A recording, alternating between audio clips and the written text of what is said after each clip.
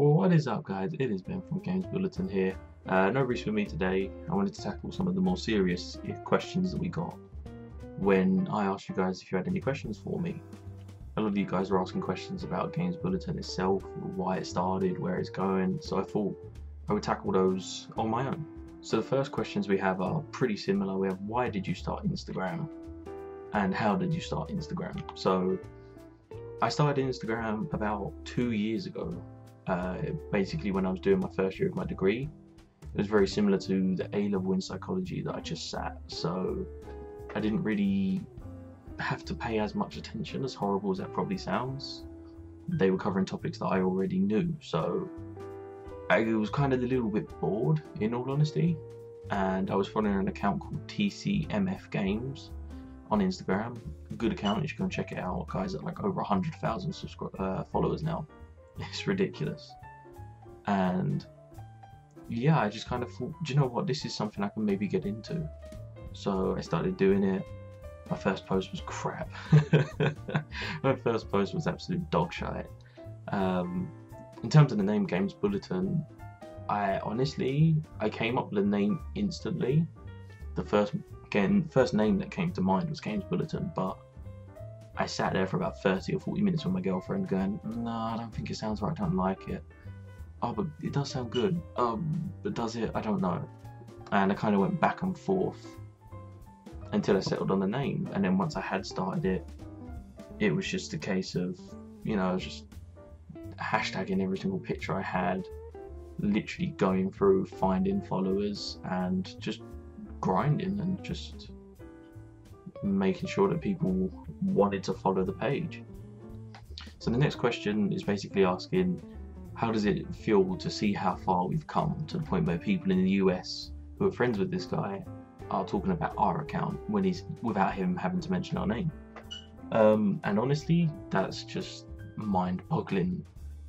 At the minute, I don't feel that we do anything different other than report news, which is the exact same thing as Eurogamer, TICN, Video Gamer, GameSpot, all the other websites that are out there. It still to this day, it boggles me that people want to be a part of what we're doing, and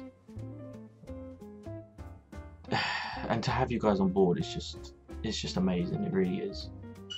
I don't know how else to say it.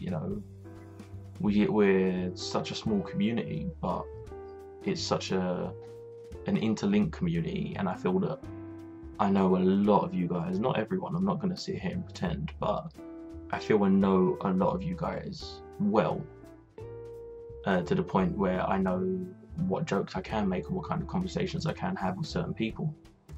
I know that, for instance, certain people prefer a much more serious type of game discussion, whereas other people on the account just enjoy taking the piss out of things, which I'm cool with as well.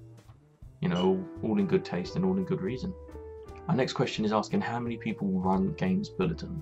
Until very recently, it was just me. There was no one else.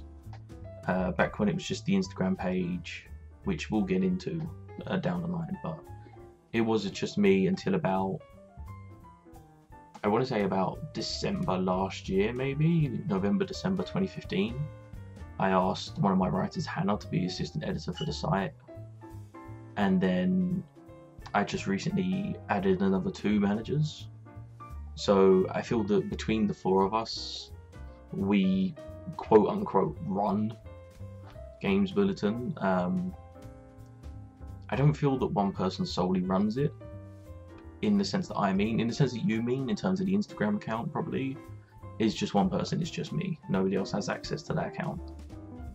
But in terms of what we hold as a quote unquote company and as a website, there are 4 of us. As much as some people on the site may think of me as the manager, I feel that I take into account what everyone is saying, and no one person has more sway than anyone else.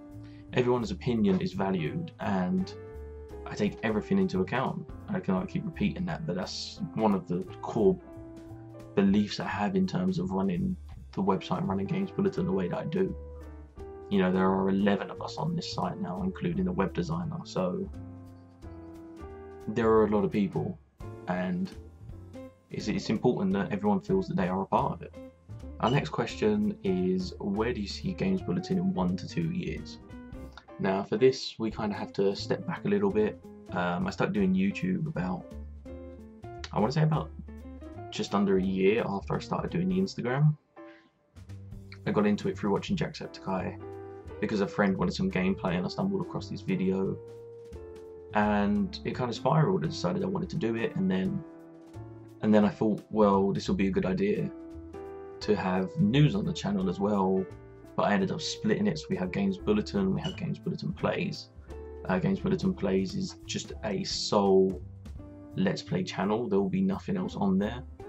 Games Bulletin is a place to go for weekly news roundups, general gaming videos. We have an Overwatch series coming out. There's a hero breakdown. We're doing a video on video game addiction at some point, but I want to do that a bit more professionally. With just those kinds of general gaming topics, you know, emotional storylines, plot twists, these kinds of typical countdown videos, I suppose, but putting our own little flair on it. Recently, we started professionally hosting our website called gamesbulletin.uk. This is how it looks currently, although we are looking to adjust the theme because we have had a bit of feedback about the design of the theme and how it could improve a little bit, so we're taking everything on board. And I think in 1 to 2 years, I want to say that we'll be doing this professionally and all of that shit that people want to hear, but in all honesty, I'm a realist, you know. I think that we're going to be in the exact same position we are, just probably a little better well known. I think more people might know who we are and we might become a bit more of a trusted source, but in all honesty, our website will be a little bit more popular. We'll probably have some more people on the team. Hopefully we'll have some of the members doing this professionally. I think the best way to do that is basically just to start off one by one, you know, as the money starts to come in. We make money from advertising and money from Patreon, which I'll get onto in a minute, but just to gradually one by one, you know, start off with the management team, because the management team are the one who are going to find our articles. They're the ones who are going to find the exclusives and create that original content that's going to separate us from other people. In 1 to 2 years, I don't see us being much bigger than we are. I hope that we are. By much bigger, I don't see us being this multi-million page view per month website. I see us hopefully being more well known in the gaming community and having a bit more sway, but in terms of being ultra big, I don't think it's going to be doable in 1 to 2 years. But I think we will see some major progress. And that brings me on to what I want to talk about at the end of the video, is basically what Games Bulletin is looking to achieve. So we don't want investors, I think, is the bottom line that we decided. We don't want people who are going to dictate that we need X amount of page views and we need this many clicks, etc. per month. We want to be able to have full creative expression. It feels that the easiest way to do that is not to have investors, because then people start placing targets over your head and saying, oh, you need to hit this, you need to hit that, and then the temptation becomes to become very clickbaity and to have titles that make people click just for the sake of getting a page view because you need it, because of your investor. So what we have done is we've set up a Patreon if you guys want to support us through that. Currently the website does use adverts, but if it gets to a point where we have enough monthly money coming in, we can cut the advertising. I don't like adverts, nobody likes adverts. That's why Adblocker was invented. But the reality is that for us to do this for a living as we want to, we need to earn revenue from it. And being the small website that we are, advertising revenue is the easiest way. Patreon's quite important to us because it allows that creative expression that we're looking for, and that is going to be such a key part of Games Bulletin further down the line. Eventually I want to get Games Bulletin to a point where if we say something that has an impact on the community, if we raise that gamers aren't happy with X, Y or Z, it gets talked about. That's what we want ideally, is to have people start thinking for themselves and not just buying a game because, oh, it's another Call of Duty, or buying a game because, oh, well, I really love Assassin's Creed and I know the other two weren't that great, but this one might be really good. For those of you who are still with me, one final question comes from a fellow YouTuber, Cyber Iceblood. He asked basically if I was going to get back into streaming games. Yes, I am, eventually. I'm currently switching jobs. Things are a little bit hectic in the personal life at the minute, but those are coming back down. But yes, streaming soon.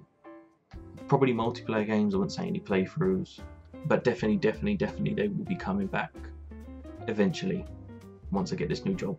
And that's something I'm interested to get back into, because streaming was always fun for me. I always really enjoyed it. But that wraps up this video. Sorry if it was a little bit rambly. And I'm still kind of just baffled, to be honest, sitting here talking about how far we come from where I was. I kind of got lost in my own thoughts about the progress that we have made. Because when you're focusing on making something a living, and when you're focusing on starting a website and growing a community and getting a backing and having some sort of voice in this world of video game journalism, it's very easy to forget your roots and to forget where you came from. But hopefully you guys enjoyed the video regardless. Let me know below if there's anything that I didn't cover, if there's anything you guys want to ask me. I will always reply. I'm always open to having a chat with you guys. And I will see you guys in the next video. See you later.